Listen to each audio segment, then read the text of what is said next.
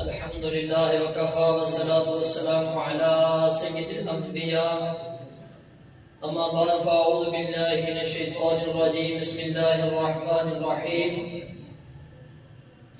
ما كان محمد أبا أحد من رجالكم ولكن رسول الله وخاتم النبيين وكان الله بكل شيء عليما وقال النبي صلى الله عليه وسلم أنا خاتم النبيين لا نبي بعدي وقال النبي صلى الله عليه وسلم أنا آخر الأنبياء وأنتم آخر الأمم أو كما قال عليه الصلاة والسلام.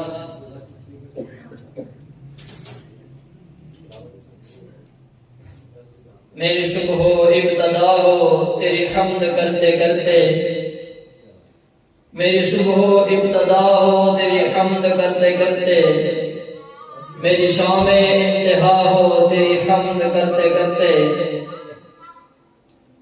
میں مریض نہ توا ہوں تو طبیب کا مراں ہے، میں مریض نہ توا ہوں تو طبیب کا مراں ہے، میرے درد کی دوا ہو تیری حمد کرتے کرتے. تو سبھی کا رازداں ہے میرے راز راز رکھنا، تو سبھی کا رازداں ہے میرے راز راز رکھنا، میری رد نہ التجا ہو تیری حمد کرتے کرتے. حسرت لیے پھرتا ہوں تیرے در کی حاضری میں،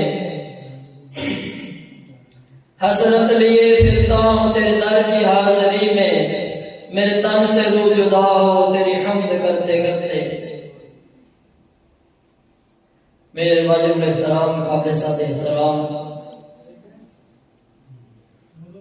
عزیز طلباء کرام، علماء کرام، بزرگان دین، سب سے پہلے اللہ رب العزت کی ذات کا لاکھ لاکھ شکر ہے کہ اللہ رب العزت نے مجھے اور آپ کو جمعۃ المبارک کی ان مبارک گھڑیوں میں اپنے گھر میں حاضر ہونے کی توفیق عطا فرمائی ہے.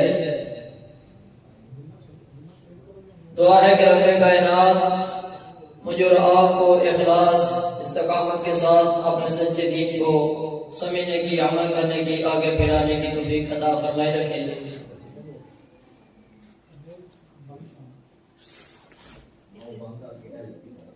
سامعین محترم، اللہ رب العزت نے اس کائنات کو جب سے وجود دیا ہے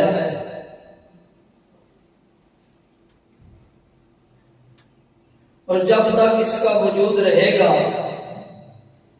اس کا علم اللہ رب العزت نے اپنی ذات کے سوا کسی کو نہیں دیا. حتیٰ کہ انبیاء علیہ السلام جیسی اتنی اعلیٰ مرتبے کی ہستیاں، پاک مطہر ہستیاں، معصیت سے پاک ہستیاں، اور پھر آخر میں ہمارے نبی صلی اللہ علیہ وسلم، اتنا اونچا مقام، لیکن اللہ رب العزت نے اس کائنات کو وجود دیا ہے. آخر کب ہوگی، اس کی انتہا کب ہوگی، قیامت کب آئے گی؟ تو نبی علیہ الصلوۃ والسلام فرما رہے ہیں کہ سوال پوچھنے والا جواب، جس سے سوال پوچھا جا رہا ہے وہ بھی سوال پوچھنے والے سے زیادہ نہیں جانتا.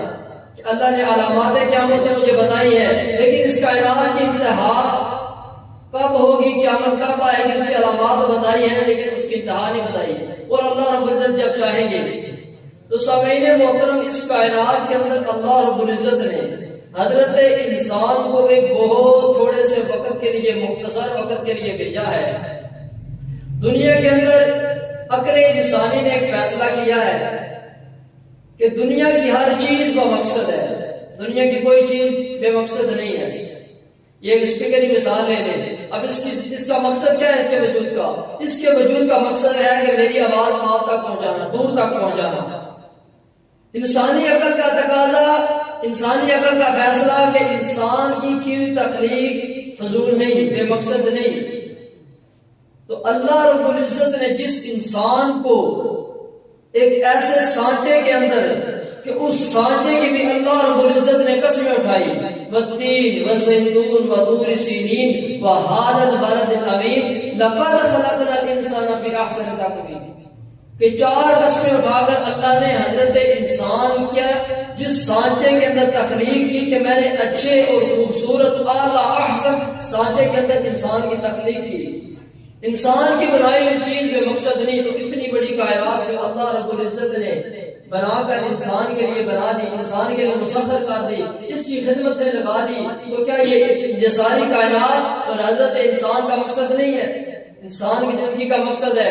امام اعظم ابو حنیفہ رحمۃ اللہ علیہ کا اس وقت کے دہریے تھے، ان کا یہ عقیدہ نظریہ تھا کہ یہ کائنات ایک مادہ یہ خود بخود بنے اور ایک وقت آئے گا کہ خود بخود ہی تباہ ہو جائے گا۔ امام صاحب سے ان کی بات چیت ہوگی، وقت طے ہو گیا، امام صاحب نے فرمایا کہ میں اس کائنات کے بنانے والے رب کے وجود پر دلائل دوں گا۔ جب وقت طے ہو گیا، وقت سے امام صاحب امام اعظم ابو حنیفہ رحمۃ اللہ علیہ کچھ تاخیر ہو گئی، لیٹ ہو گئی، انہوں نے کہا کہ آپ کیسے امام ہیں؟ آپ نے وقت طے کیا تھا، بات طے کی تھی، آپ تو وقت پہ پہنچے نہیں ہیں۔ امام صاحب نے فرمایا کہ میرا ایک مجبوری بن گئی تھی جس وجہ سے میں نہیں پہنچ سکا، وہ میرا عذر قبول کیجیے۔ کیا عذر تھا؟ امام صاحب نے فرمایا کہ میری اور آپ کی بستی کے درمیان جب میں آ رہا تھا تو راستے میں دریا تھا، نہر تھی، اب نہ تو دریا نہر پر پل تھا اور نہ میرے پاس کشتی تھی کہ میں پل کے اوپر سے ہو کر آ جاتا، اور نہ ہی میرے پاس کوئی ایسی کشتی تھی میں اس کے اندر بیٹھ کر آ جاتا۔ میں اس دریا کے کنارے آ کر کھڑا ہو گیا، دائیں بائیں میں نے دیکھا ایک درخت ٹوٹا، اس درخت کے پھٹے بنے، پھٹوں سے کشتی بنی، میں کشتی کے اندر بیٹھا اور میں ادھر آ گیا، اس وجہ سے لیٹ ہو گیا۔ انہوں نے کہا کہ وہ رب کے وجود ہونے پر تو بات میں ہوگی، پہلے یہ بات کیا، یہ تو اگر تصدیق نہیں کرتی کہ درخت خود کٹے، خود پھٹے بنے، خود کشتی بنے اور خود چل کے یہاں آ جا اس کے اندر بیٹھ گئے۔ امام اعظم ابو حنیفہ رحمۃ اللہ نے فرمایا یہی بات تو میں تمہیں سمجھانے آیا ہوں کہ ایک کشتی خود بخود نہیں بن سکتی، ایک درخت خود بخود نہیں کر سکتا، تو یہ 7 زمینیں 7 آسمان اور اس کے اندر جتنا خلا جتنے مخلوقات ہیں، اس سارے کو بنانے والی ذات وہ اللہ کی ذات ہے۔ تو میں نے گزارشات کے ساتھ آج کی